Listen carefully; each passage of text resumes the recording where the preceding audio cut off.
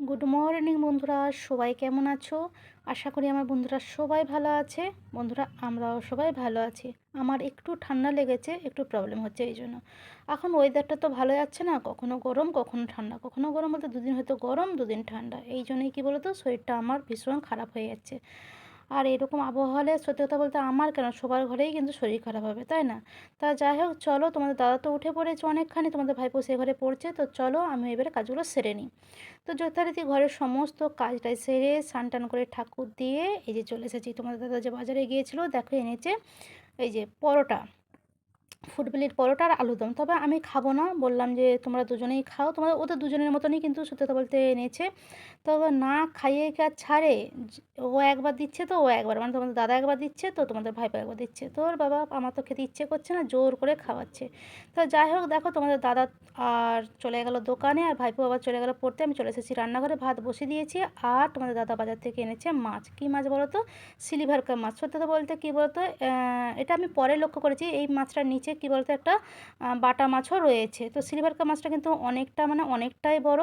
আর এনেছে দেখো বেগুন, বেগুনগুলো দেখতে পাচ্ছ কত বড় সাইজ, বাবা আমার এক চাকরও কুলাচ্ছে না। তবে বেগুনগুলো খুবই সুন্দর, দেখেই তো কাঁচা একদম খেতে ইচ্ছে করছে। তবে শীতকালেই বেগুন মানে খেতে ভালো লাগে, বেগুন ভাজা বেগুন পোড়া। তো যাই হোক, গরমকালে কিন্তু আমি বেগুন খাই না, কারণ বেগুনে ভীষণ পরিমাণে বিচে থাকে। তো যাই হোক, দেখো আমি কী রান্না করেছি। অবশ্যই রান্না করেছি বেগুন ভাজা। কেন, অত বড় বড় বেগুন দেখে আমি একদমই লোভ সামলাতে পারলাম না, বেগুনগুলো ভেজেই নিলাম। একটা বেগুন ভেজেছি। আর অবশ্যই করেছি মাছের তেল ঝাল, আদা পেঁয়াজ রসুন দিয়ে অল্প তেল মশলা দিয়ে করেছি মাছের তেল ঝাল। তবে একদম গাঢ় গাঢ় নয়, একদমই কিন্তু পাতলা করে করেছি। আর অবশ্যই রয়েছে ভাত। তো তোমাদের ভাইপো আজকে বলছে ভাত খাবে না, তো কি খাবে চলো তোমাদেরকে দেখায় তোমাদের ভাইপো কি খাচ্ছে। কেন ভাত খাবে না? এই দেখো, তোমাদের ভাইপো খাচ্ছে ম্যাগি। এ দেখো, এসতে বলছে একটা খাও, এক চামচ খাও, এক চামচ। আমি বলছি, ভাত খাওয়ার সময় কেউ ম্যাগি খায়? বলছে না, এই সব খাওয়াই ভালো, ভাত খাওয়া ভালো না, জানো। আমি বলছি আচ্ছা ঠিক আছে। তো যাই হোক, ও ভাত খাবে না বললো, তো আমি তো আর ভাত না খেয়ে থাকতে পারবো না, আমার ম্যাগি ট্যাগি এবার চলে না। তো যাই হোক, আমি তো ভাত বেড়ে নিয়েছি।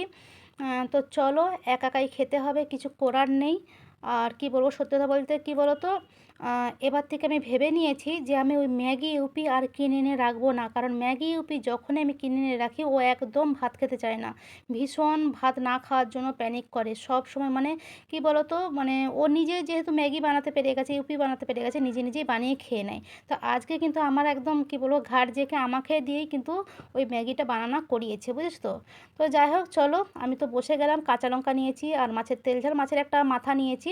আর অবশ্যই রয়েছে বেগুন ভাজা। তো কাঁচা লঙ্কাটা বড্ড ঝাল গো। তো সত্যি কথা বলতে কাঁচা লঙ্কা মানে একটা কামড় করে দিতে বেশ ভালোই লাগে। তবে লঙ্কা যত ঝাল হবে ততই কিন্তু খেয়ে ইন্টারেস্ট, তাই না? তো যাই হোক বন্ধুরা, চলো, এই ছিল আমাদের আজকের ভিডিওটি যদি তোমাদের ভালো লেগে থাকে অবশ্যই লাইক কমেন্ট শেয়ার করো। আর বন্ধুরা, সবাই ভালো থেকো, সুস্থ থেকো, আর এইভাবে এই বৌদির পাশে থেকো। তো চলো, টাটা।